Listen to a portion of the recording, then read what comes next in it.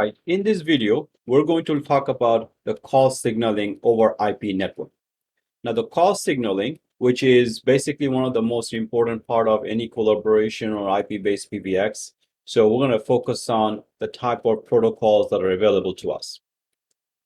Now, obviously, in order to understand this, you need to understand the type of signals we have.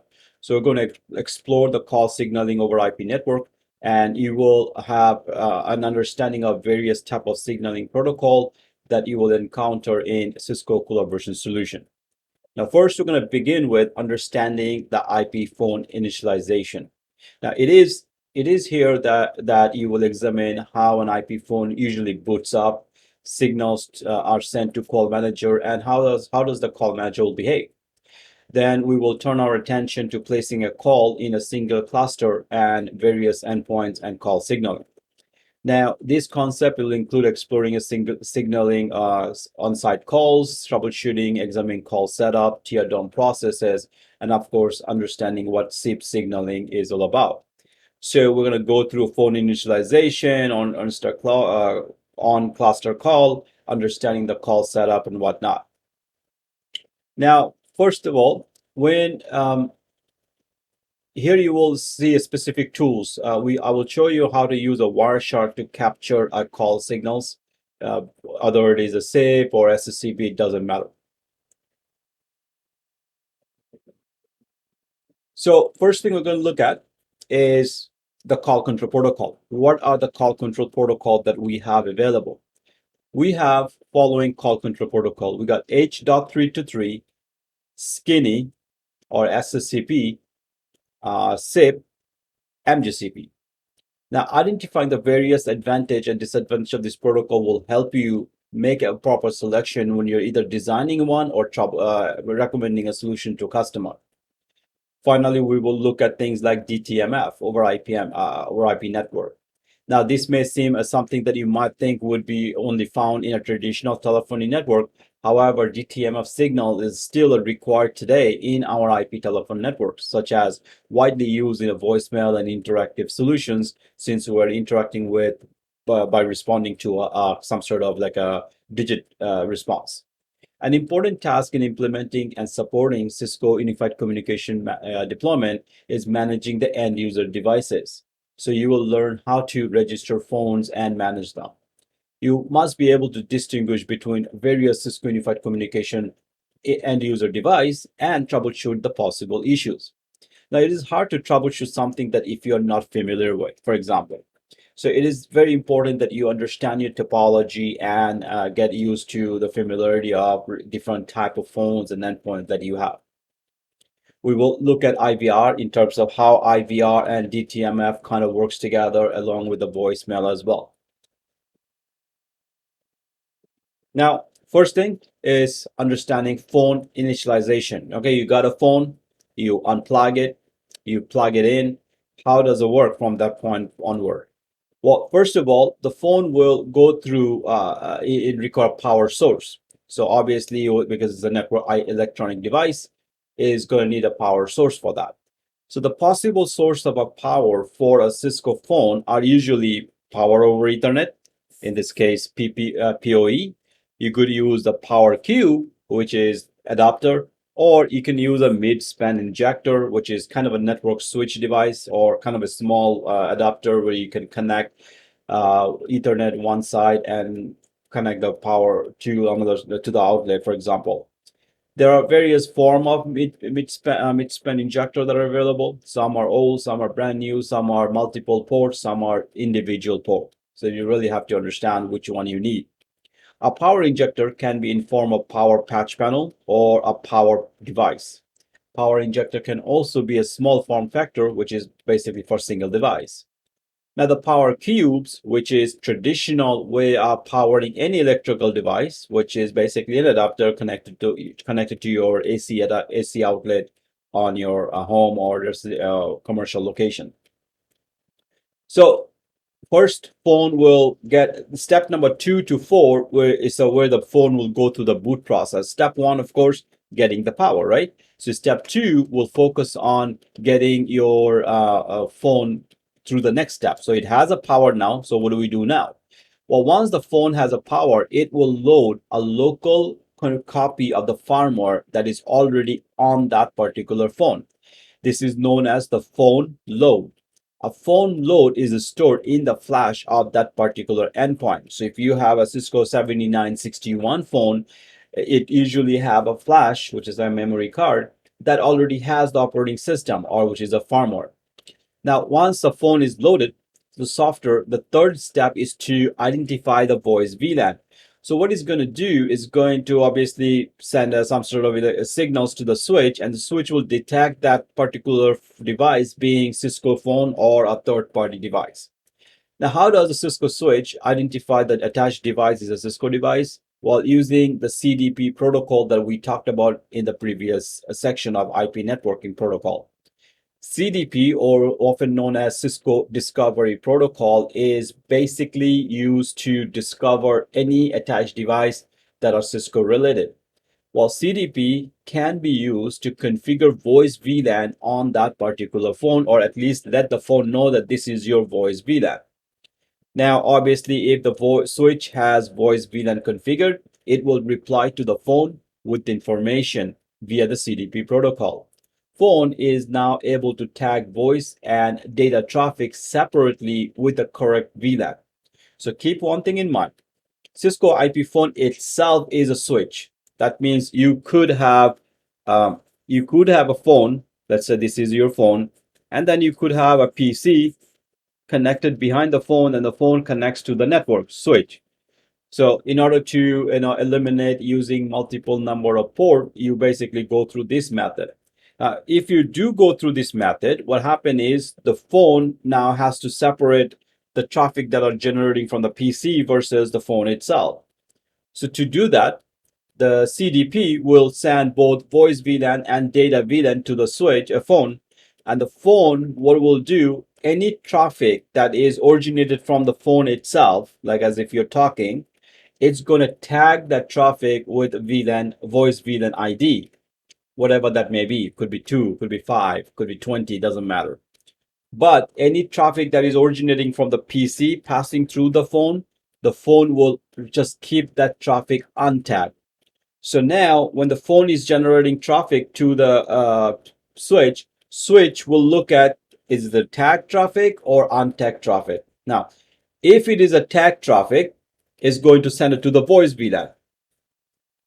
If it is untagged traffic, which is coming from PC, is going to go to the data VLAN. And that's how the phone switch basically separate the traffic on a single network connection. So that is one of the important process of Cisco phone. Load the image, configure VLAN via the CDP, and reply with the voice and data VLAN. Step 5 to 6. So now the phone knows the network information. It knows the layer 2 information. Next step is to get an IP address. And obviously it needs an IP address because otherwise it will not be able to communicate with the network, right? Well, there's two ways to assign an IP address to the phone. You got manually assign IP address to all the devices, or you could use DHCP to assign an IP address to the phone.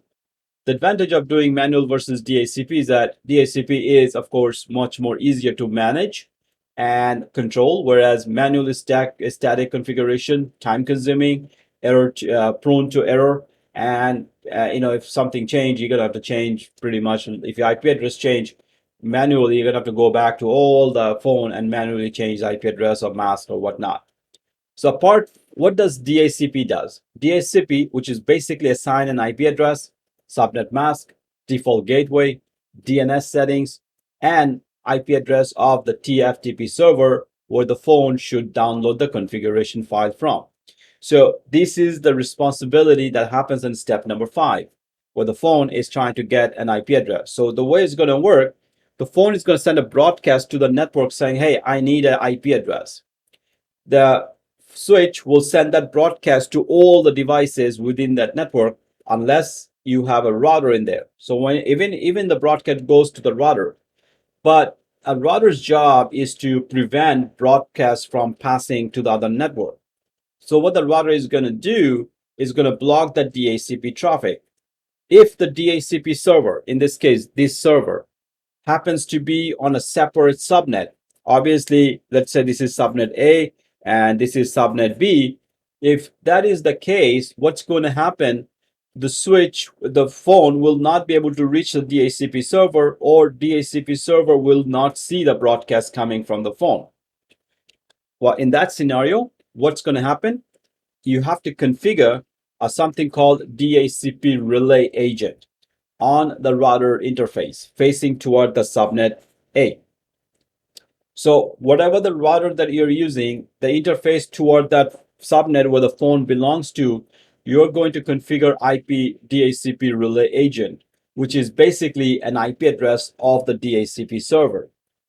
Now, what does DHCP relay does? DHCP relay basically takes your DHCP broadcast traffic and convert it to unicast, and then forward that unicast traffic to that particular server, in this case, DHCP server. So that is what the role of the DHCP and the TFTP in that environment. Step number 6, now the phone will receive the TFTP address from the DHCP server. The phone will then contact the TFTP address, in this case, the call manager server. The call manager will then look at the phone configuration to the call manager will look at the model of the phone. If the model is 7961, let's say, it's going to check to see if there is a default config file for 79661. And if it doesn't, then the call manager has to look at the default config file that is already exists. So if there is no specific config file for that particular phone, it's going to rely on the default config file. Now the question is, what is a default config file when you have a system that is brand new? Let's take a look at our call manager server and identify where the default config file can be defined. We're going to go to our lab environment. We're going to log into call manager.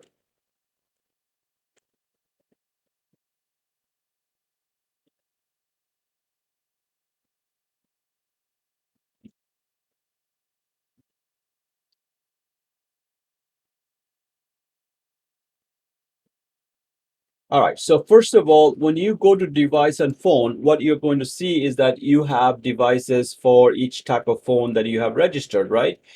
Well, what it's going to do is going to create a config file for that particular phone based on the MAC address. But what if this is the first time registering? It doesn't have a MAC address. Well, in this scenario, it's going to rely on the default settings, device default, for example. Okay, so as you can see, these are the loads it's going to use default. As you can, and it's going to use a device pool called Toronto, which is the default. So basically we renamed it to Toronto, but it is actually the default device pool. So whatever the default config, the default.cnf.xml file, it will get pushed to the phone. So that is basically how the phone will react to it. So it got the IP address, it knows the TFTP, it contacted the TFTP, and the TFTP gets the send the config to the phone. Now in that config file, what you have is the IP address of the call manager the phone's supposed to register to. So in this case, it could be totally different call manager server IP address as compared to what is TFTP server address. So even though the TFTP server address is the publisher, but the default config might say that, hey, you have to go register to this subscriber as a first primary call manager server. So that is done based on your call manager group settings that is applied to the default. Again, remember, this is based on the fact that the phone has not been registered yet. All right, so get the IP settings, get IP address, mask, default gateway, optional DNS, but mandatory 150 TFTP server address. Now, keep one thing in mind. You can always assign TFTP address to all the phone statically, even if it is getting an IP address from the DHCP server. In some cases, you may have to do that when two different cluster of phone is getting an IP address from the same DHCP server, but they are same subnet, but they're supposed to be registered independently to two different cluster. So that is a case scenario that we may have available. Okay, so we got through the step 6 and step 5 and 6. Next step is the step number 7. What happened in step number 7? Well, part of the configuration file that is downloaded from the TFTP server will include the version of the firmware. So now what's going to happen is the phone is going to say, okay, what is the version of the software that I've just loaded? Okay, XYZ. And what is the version that is available in your config file? And obviously, if the version in the config file matches the version that is available on the flash, then this step is successful and the phone will continue step number 8. But if that is not the case, if the load version are different, the same, not the same, then the endpoint will request the correct firmware from the TFTP server so that it can load that particular version. Now, that could be a higher version than what is on the phone, or it could be lower version than what is on the phone. Config file will dictate the phone which version to use. After the phone load has been downloaded, installed locally on the endpoint, device will need to be rebooted. So you need to reboot that so the new version of the load is basically loaded. Phone will begin the boot up process again. Step number 8. So now that the phone will have the new version, if necessary, it will go to the step number 8. The final step in the boot process is the endpoint to register with the correct call manager node. The configuration file from the TFTP server contains prioritized list of servers the endpoint must register with. Once the registered endpoint is registered, the endpoint will receive the remaining configuration that includes the directory number, ringtone, phone button template, soft key template, just to mention few. So these are your 8-step boot process. Assume that no step fails due to misconfiguration of your system. Okay. Phone initialization. Well, now the phone has to go through the initialization process. So let's assume that this is a SIP phone. Okay. So in this figure, we're going to go through and understanding the following step. It is assumed that the session information protocol has obtained an IP address. So we're going to assume that the phone already has an IP address. What happened? Well, first of all, if it is a SIP phone, the behavior is going to be different than if it is a SCP phone, for example. So SIP phone boots and tries to download the certificate trust list first. If the CTL file contains set of certificate and is only used when call manager cluster security set to enable, then it's going to use the CTL certificate. The phone will then request a file name called SAP MAC address of the phone .cnf.xml file. Now, this is only available if you have the phone registered in advance manually. But if it's registering for the first time, you're not going to have that information. So if the phone view is new, the file will not be found because the phone is not currently configured in the database. So what's the step then? It goes to step number 3, which is to download the default file. Step number 3 contains a default called xml default.cnf.xml file. This file is downloaded from the TFTP server. This configuration file contains system-wide configuration parameter, including the location of the call manager of the ISIP phone. And if the auto registration is enabled, then this file will contain the parameter that is named called auto_register_name. If this parameter is basically blank, so if the auto registration to work, the parameter called auto_registration should be available. So auto_registration_name. If this parameter is blank, then the SIP phone will not attempt to auto register. But if the parameter is not blank, the SIP phone will go through the auto registration process. Now, auto registration process itself is another stuff that you need to look at. So if it finished boot up the sequence and does not have any legitimate directory number, so if the parameter is not blank and the SIP phone attempts to auto register, If it finished the boot sequence but does not have any phone number assigned to it, then it's not going to register. It's going to register, but it's not going to work. So the SIP phone requires the load file if one was specified in the default config. So in the default config, what's going to happen is if you do not have a specific file name, it's going to go back with whatever the default for that particular device is. Now, if the image is successfully loaded and verified, the phone will reboot with the new image, and phone will download and use a local dial plan if the dial plan is configured. A connection will be established in step number 6 with the call manager server. Step number 7, if IP phone, if configured in the call manager database, will now register with the highest priority call manager server. And that highest priority is defined within your default group, okay? Within your default group, call manager. So if once the default SIP configuration file indicates whether the SIP phone should connect using UDP or TCP. All line settings are included in the download configuration file. If the SIP phone does not have any pre-provisioned directory number, but it does have the IP address of the call manager and the port number, the phone will check for auto registration name parameter. If the parameter contains a name, the name is used as a directory line in the SIP phone. So if your name is shown as fcon, it will show us as an fcon.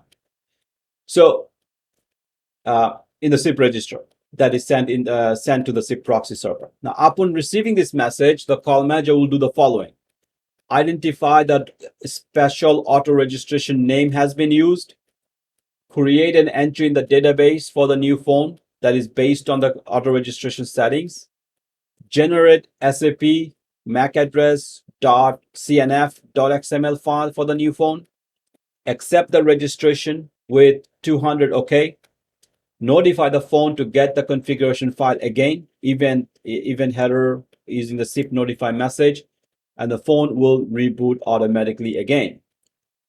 Once the phone goes through the reboot, the SIP phone will load the configuration localization file, which is based on the language.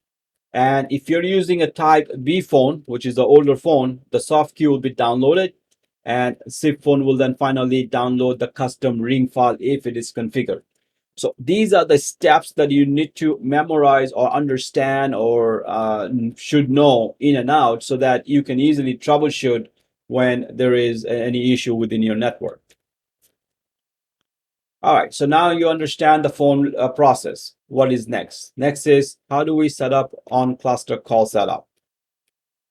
Well, we are going to look at in our previous scenario how to set up an on-cluster call. So what we're going to do, we're going to go back to the lab, and I'm going to show you how to register to a phone. So now I have 2 phone registered already. I'm going to open them up for you. So this is your first phone, and this is my second phone. Both of them are registered to the same call manager cluster. Takes a little time. So this is registered with 2001. This is registered with 2002. If you go to device, go to phone, you'll see that both of these phones are now registered. Okay. So at this stage, I could easily, without doing any further configuration, I can pick up this phone and type 2002. You can see the phone is ringing. So the on-cluster call is that because both of these phones are registered to the same call manager cluster, it is going to be able to call each other, providing that no other extra configuration has been done. So the default settings is enough for the phone to register and call each other. You can call them by 4-digit, 5-digit. So if I go to phone number 1, you can see that I have assigned a line 1 for that particular phone. So it has basically an extension. And I can change description, like, for example, Faisal Khan X extension 2001, if I want to provide some sort of description. You could do that.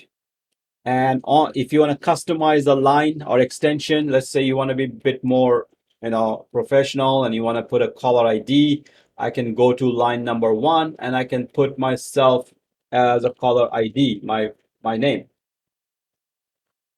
So now Faisal H. Khan will be part of my call when I'm calling someone. So if I call save and I say reset, obviously you don't get to see caller ID information. You don't get to see that right now. What's going to happen is you're going to be able to see that when you're making that particular call. So right now the phone is going through reboot and I'm going to make a call from one phone to another phone. So let's call from 2001. So you see that 2002 is showing the phone call came from 2001. Okay, so now let's do a reverse call. So phone 2 is currently saying that he's calling Faisal H. Khan. That's the name that I put in on line number 1.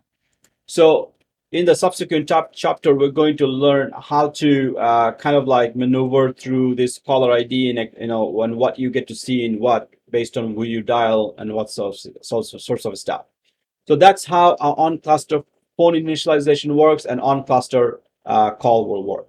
So I hope you got an understanding about the phone deployment model and the boot up process. So memorize the boot up process in and out. Make sure you understand what a phone goes through to be able to register. I will show you further registration of how to register this phone manually, auto registration, BAT, and self-provisioning. So that's it for this particular video.